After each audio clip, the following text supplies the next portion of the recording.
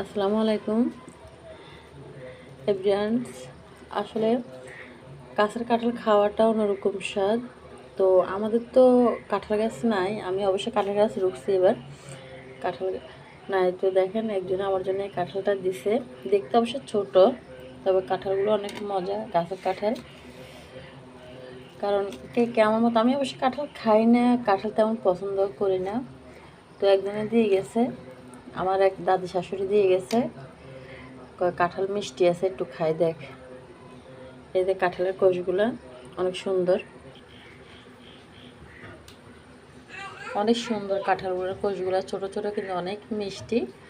তো সবাই ওনার জন্য দোয়া করবেন, উনি আমাদের তো অনেক অনেক সুন্দর একটা কাঁঠাল দিচ্ছে। কারণ কাঁঠাল কিন্তু এগুলো অনেক বড় হয়, এগুলো তো ছোট ছোট কাঁঠাল, দেখতেও ছোট, কোষগুলো ছোট, কিন্তু খেতে অনেক মজা। আল্লাহ হাফেজ।